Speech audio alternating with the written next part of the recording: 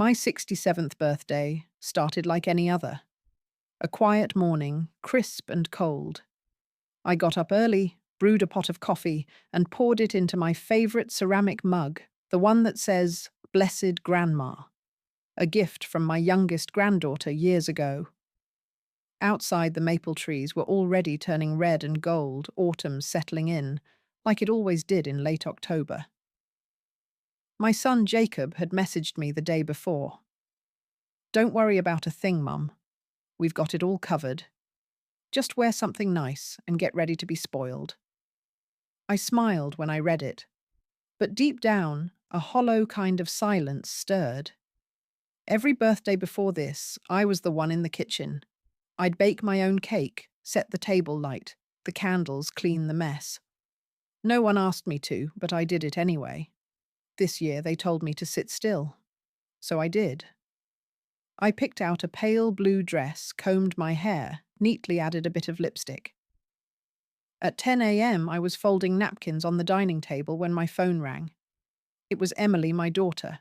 She rarely calls early in the day, so I assumed she was calling to say happy birthday before work. I answered with a smile. But her voice froze me where I stood. Mum, she whispered, her tone tight. Leave the house, right now. Don't ask questions. I blinked. What are you talking about? I'm serious. Grab your wallet and coat. Step outside. I'm on my way. Don't look back. My chest tightened. My legs felt like they might give out. I glanced out the front window, nothing unusual. The street was quiet, just like any other morning. But there was something in Emily's voice. Something I hadn't heard since she was a child and woke from nightmares. I didn't ask again. I didn't argue. I simply grabbed my purse, slipped on my cardigan, and stepped out the front door. I sat on the porch bench and waited, heart pounding. 3 minutes later, a dark sedan pulled up to the curb. Emily was behind the wheel, her eyes locked onto mine, wide with something between panic and pain. I climbed in silently. As we drove away, I turned back to look at the house, my house for what I didn't know would be the last time. And just before we reached the intersection, Emily said something I'll never forget. You'll understand soon, Mum. But for now, just breathe. That was the moment everything began to unravel. I didn't know it then, but nothing about that day about my family was what it seemed. And for the first time in my life, I realized they didn't see me as a person anymore. I wasn't always this quiet. There was a time decades ago when my laugh filled rooms, when I spoke my mind without glancing sideways. But somewhere along the way, silence became safer than speaking. Not because I was afraid, but because no one listened anymore. My husband Michael was a good man in the early years. Kind, hard-working, charming when he wanted to be. But after he was promoted at work and the money started rolling in, something in him changed. Not dramatically, just enough to make space disappear between us. He stopped asking me how I felt. He started making decisions without even informing me. When I brought it up, he'd pat my hand like I was a child and say, "You don't need to worry about that, Helen." So I stopped asking. I became the supportive wife. The one who handled everything behind the scenes, laundry, dinner, doctor's appointments, school forms, in-laws, holidays. I ran a household of 5 like a well-oiled machine, but no one ever called me efficient. They called me dependable, invisible. My children grew up seeing that. Jacob, my son, used to trail behind Michael like a little shadow, mimicking everything he did. And Emily, sweet Emily, was always close to me until one day she wasn't. I think she learned early that speaking up meant being labelled too much, and so she followed my path, quiet, careful, small. Over the years, I gave up more than I realised. My savings account became a shared account. My jewellery went to my daughter-in-law when she asked just to borrow it for the wedding. Family decisions, vacations, finances, even renovations to my kitchen were made in group chats where I was never tagged. On my 60th birthday, they gave me a new vacuum. No card, no cake, just a vacuum with a red bow. I told myself it was practical and smiled as I unwrapped it. But I remember that evening clearly. I sat in the living room alone, watching the blinking lights of the vacuum charger. And I remember thinking, is this what they see when they look at me? A woman who just cleans. The little things started piling up. Jacob and his wife changed the locks on the garage where Michael stored his classic car. When I asked why, his wife chuckled and said, "Oh, just for safety, Mum. You know how kids are these days." The key to the safe changed. Access to the joint account. Temporarily restricted, they said, just while we sort out some paperwork. And I nodded. I always nodded. Because arguing felt useless. Because if I raised my voice, they'd say I was being dramatic. If I asked questions, they'd look at each other before answering, like I wasn't worth full transparency anymore. I told myself they meant well, that families grow and roles shift, and I shouldn't take it personally. But then there were moments I couldn't explain away, like the Christmas morning when I woke up early to make pancakes and found that Jacob and his wife had already served breakfast to everyone without me. I walked into the kitchen and they said, "Oh, we didn't want to wake you. Thought you could use a break." A break from the only thing that made me feel needed. The kitchen, the table, the children. They were slowly carving me out of my own family, and I let them. Because somewhere deep down, I believed that being quiet meant being loved, that staying out of the way meant being respected. But I was wrong. Being quiet just made it easier for them to forget I was ever there in the first place. And by the time I realized it, I was no longer a mother or a wife in their eyes. I was furniture, useful, silent, and easily replaced. It happened on a Wednesday afternoon.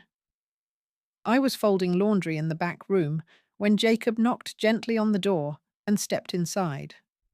He wasn't smiling. He had that expression he always wore when he was about to say something he already knew I wouldn't like. "Hey, Mum," he said casually. "Just a heads up, Melissa and I sold the Lincoln. It's already gone. A collector from Des Moines picked it up this morning." I blinked. The Lincoln. He nodded like it was no big deal. Yeah, the classic one Dad left behind. It was just sitting in the garage gathering dust. Figured it was time. My throat went dry. "You sold your father's car?" He gave a small laugh like I was being overly sentimental. "It's been years, Mum. And honestly, that thing needed so much work. It was a money pit. Melissa found someone willing to pay more than we expected, so we jumped on it." I stood there holding a towel in my hand, my fingers gripping it so tightly they hurt. "But you didn't even ask me." Jacob raised an eyebrow. "Why would we, Mom? I mean, it's just a car. Just a car." But it wasn't. That Lincoln wasn't just an old machine. It was where Michael taught Jacob how to drive, where he kept old cassette tapes of their road trips. It was where, years ago before he died, he had hidden a sealed envelope in the glove box and told me, "If something ever happens to me, you'll know when to open it." I never had the courage to. Now I never would. Jacob moved on, talking about bank transfers and how they'd use the money for home improvements. I didn't hear a word. All I saw was the blank space where the Lincoln had been, the empty spot in the garage, the silence of something stolen from me, not just without permission, but without acknowledgement. I said nothing. Again. That evening, I wandered out to the garage by myself. Melissa had already parked her SUV in the Lincoln's place. The smell of oil and dust was still in the air, but the past had been scrubbed out clean and cold. I opened a drawer in Michael's workbench. Empty. I opened the cabinet where he kept his logbook. Gone. Everything he left behind was vanishing piece by piece, decision by decision, and always without my voice being part of it. I thought maybe I had misheard. Maybe Jacob didn't mean that Lincoln. Maybe I'd misunderstood. But 2 days later, I found the bill of sale on the kitchen counter. Melissa had left it there by accident. Her signature was bold. The date was clear. The payment had already been deposited. And there it was, typed plainly, 1971 Lincoln Continental Mark III. I sat down at the kitchen table and stared at it for a long time. They didn't even bother to hide it. It wasn't just about the car. It was what was inside the car. Michael's letter. The glove box key I kept hidden in my jewelry box. The documents he left for me. The questions I never asked but thought I'd have time to one day answer. Gone. No one had even thought to ask. Not because they forgot, but because they believed I no longer mattered. The next morning, I went to the bank to try and access the safety deposit box Michael and I had shared. The manager, a young woman named Kelsey, looked at her screen and then at me, her expression softening with sympathy. "I'm sorry, Mom. It looks like your authorization was removed from the account 6 months ago." Removed? Jacob. I went home in silence. I didn't cry. I didn't yell. I didn't call anyone. Instead, I sat down at the kitchen table and wrote in my notebook. Just 3 words, enough is enough. That night, they all came over for dinner. Melissa brought salad. Jacob brought wine. Emily helped set the table. No one noticed that I didn't speak much. No one noticed the look in my eyes. Melissa laughed too loud. Jacob talked too much. And when he toasted to new beginnings, I just nodded. But in my mind, I was already somewhere else. I was already standing at the edge of a decision I should have made years ago. This family had taken and taken until there was almost nothing left of me. Almost. Because something still remained. The truth. The kind that doesn't disappear when someone sells a car or changes a lock. And that truth was mine to set free. The morning after that final dinner, I woke up before sunrise. Not from anxiety, not from heartbreak, from clarity. It's a strange thing the moment you realize you're finally done waiting for people to see you. It doesn't come with rage or a scream or even tears. It's quiet. Dead quiet. Like the air before a storm. I brewed my coffee just like every morning. Same mug, same seat by the kitchen window. But everything felt different. Michael once told me years ago, if the day comes, they forget who you are, don't remind them with words. Remind them with silence and power. I think he knew this day would come. After he passed, I'd stored all of his papers, insurance deeds, trust forms in a locked chest under our bed. I hadn't looked at it in years, but I remembered the key. A tiny brass one hidden inside a false bottom in my sewing kit. No one ever touched that kit. Not Jacob, not Melissa. No one. I poured my coffee into a thermos, walked back to the bedroom and retrieved the key. My hands didn't shake. I wasn't afraid. I was simply ready. When I opened that chest, the past came flooding back. There it was, the original trust document. Michael had left everything in my name. The house, the accounts, the investments. There were handwritten notes in the margins, only if she chooses to share. She decides when. No automatic transfer to heirs. He knew what kind of mother I was giving, trusting, soft-spoken, but he also knew what kind of woman I could become. I took every document, neatly stacked them in a folder, and booked an appointment with Michael's old lawyer. When I walked into the law office, I half expected someone to question my presence, but the receptionist looked up, saw my name, and immediately stood. "Mrs. Reed. They've been expecting you." It had been over 5 years since I last stepped foot there. Yet they remembered me, called me by name, not Mom, not Grandma, not "Are you here with someone?" just me. Mr. Lowen Michael's attorney was greyer now, but his eyes still had that sharpness. He smiled gently as I sat down. "I wondered when I'd see you," he said. "I should have come sooner," I replied. We spent 2 hours reviewing everything. He nodded through it all. "Your husband structured this trust with remarkable foresight. You have sole control, Mrs. Reed. And if you choose to update beneficiaries or remove them entirely, I do?" I interrupted. "I want to retain control until further notice. No disbursements. And I'd like to add a clause that requires my explicit written consent for any access or use of funds."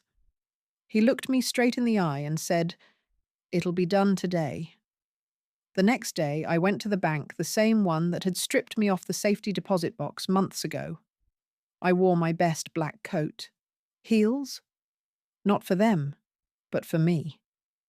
The walk from the parking lot felt like I was entering a battlefield, but this time, I wasn't trembling.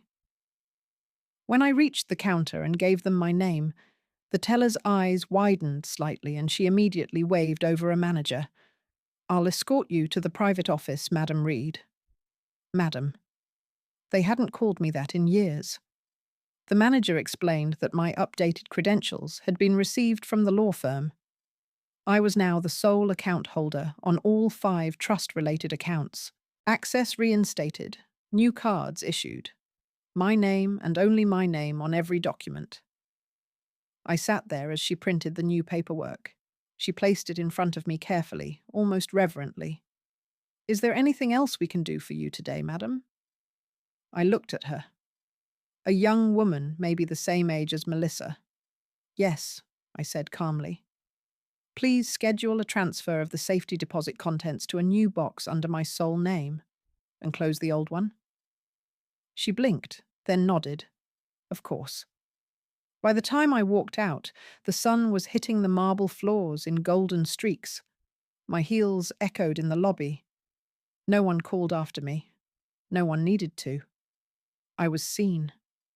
That evening, I sat at the kitchen table and flipped through the documents again. The will, the trust, the investment summaries. But what caught my eye was a letter.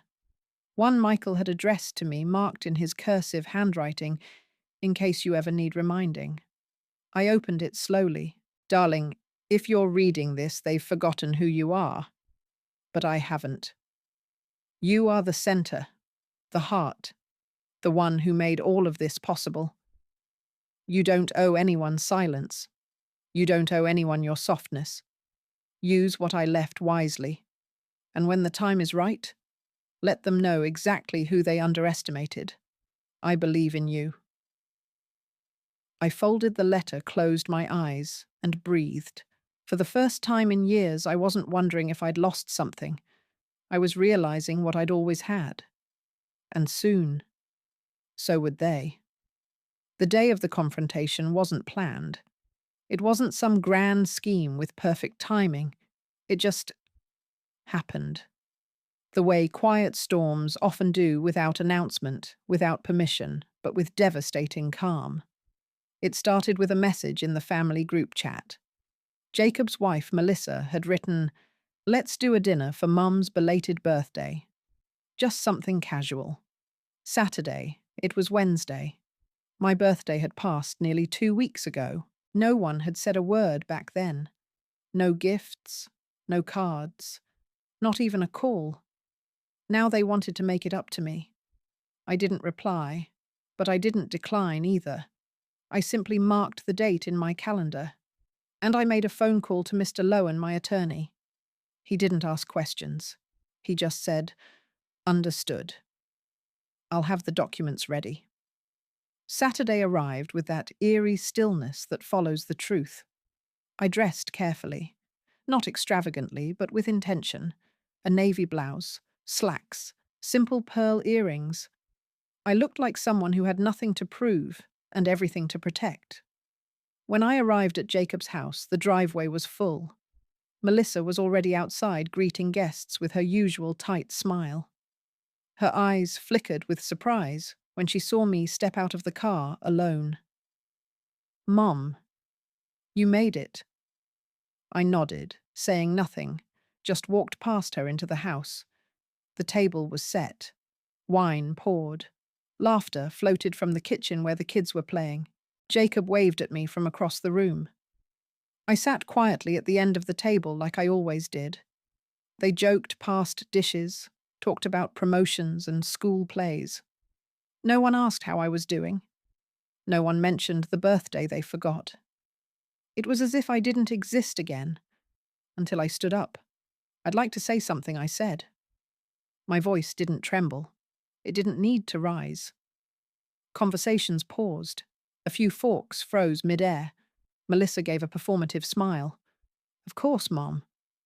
I nodded toward the hallway, and like clockwork, Mr. Lowen appeared, briefcase in hand, suit sharp, expression unreadable. The room went silent. Jacob blinked. What's going on? Mr. Lowen cleared his throat. My name is Daniel Lowen. I'm the legal counsel for your mother. I've been instructed to share a few clarifications today. Melissa looked like she'd swallowed ice. Legal? What, I'll be brief? Mr. Lowen continued placing documents on the table. As of last month, Mrs. Reed, your mother is the sole trustee and legal owner of the Reed Family Trust. This includes the primary residence, all associated bank accounts, investment holdings, and business shares previously under your late father's estate. Silence. Total crushing silence. Jacob's mouth opened. Nothing came out. Melissa's face drained of colour. She whispered, Wait, what? Mr. Lowen continued. Your mother has chosen to retain full control of the assets indefinitely. No disbursements will be made without her written consent. Furthermore, any access previously granted has been revoked as of last Thursday. The words settled like dust after an explosion. I looked around. Their faces were a gallery of disbelief. I wasn't angry. I wasn't smug. I was just done. Jacob finally spoke. Why? Why would you do this? We're family. I met his eyes. Were we when you sold that car without asking me? He blinked rapidly. It wasn't personal, Mum. You thought I didn't matter anymore. Melissa's voice cracked. You never said anything. If you felt left out, I was never supposed to say anything. That's how it's always been. Quiet, polite, invisible. I turned to Mr. Lowen. That will be all. Thank you. He nodded, gathered his things, and left the room. I remained standing. I didn't come here to humiliate you, I said. I came to remind myself that I'm allowed to exist, that I'm allowed to own the things I've earned and protect the things I've built. Jacob lowered his head. Melissa still looked stunned. I gave you my whole life, I said. And when I asked for nothing in return, you decided that meant I had nothing left to give or to keep. I placed a folded letter on the table. It was the one Michael had written, the one I'd found in the lockbox. This was from your father, I said quietly. He remembered me, even when you didn't. I didn't wait for a reaction. I didn't need one. I picked up my coat, walked to the front door, and paused only once. You don't have to like me for what I did today, I said, but you will remember me. Then I walked out. No slamming of doors, no dramatic music, just the sound of a woman reclaiming her space one step at a time. By the time I reached my car, I felt something I hadn't felt in years, weightless. Not because I'd won, not because I'd gotten revenge, but because for once, they finally saw me, and they couldn't unsee me again. It took less than 48 hours for the phone to ring. First it was Jacob. The call came just after 9 p.m. on a Monday. I didn't answer. He tried again at midnight. Then he texted, Can we talk? I didn't mean for things to get this bad. Please, Mom. By Tuesday, Melissa had sent a long email.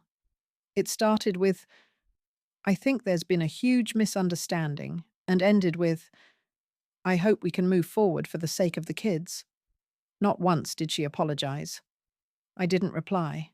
The next day I got a package. No sender name, but I recognized my granddaughter's handwriting. It was a drawing. Me, her, and her brother, stick figures, holding hands with the words, "We love you, Grandma," written in pink crayon. I sat on the edge of the bed and stared at it for a long time. It wasn't the children's fault, and that's what made it hurt more. Then came the invitations.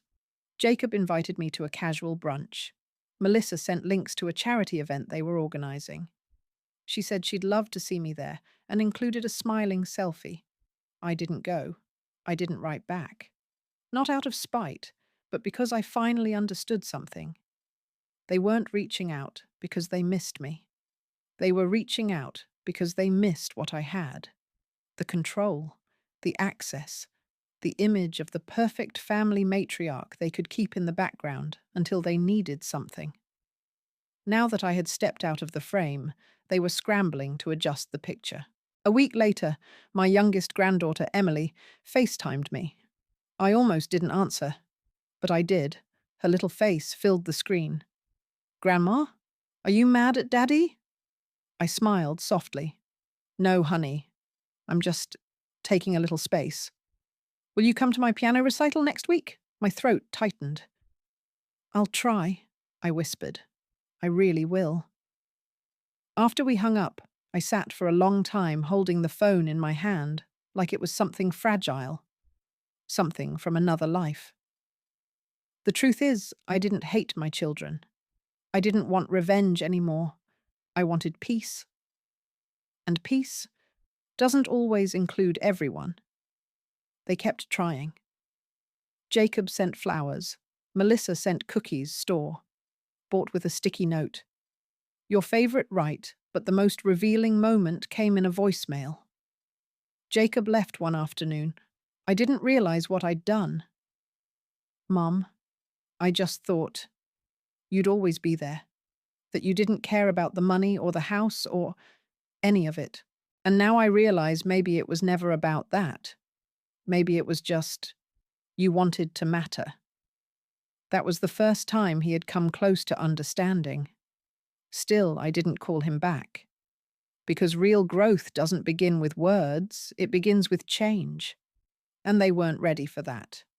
I, on the other hand, had already begun changing. I set boundaries. I told Mr. Lowen to refuse any co-signing requests, fund transfers, or permissions unless I authorized them personally. I began donating small portions of my investment dividends to local women's shelters anonymously. I subscribed to online classes for fun watercolor painting, French cooking, even one on writing memoirs. I wasn't trying to erase my family. I was simply writing myself back into the story.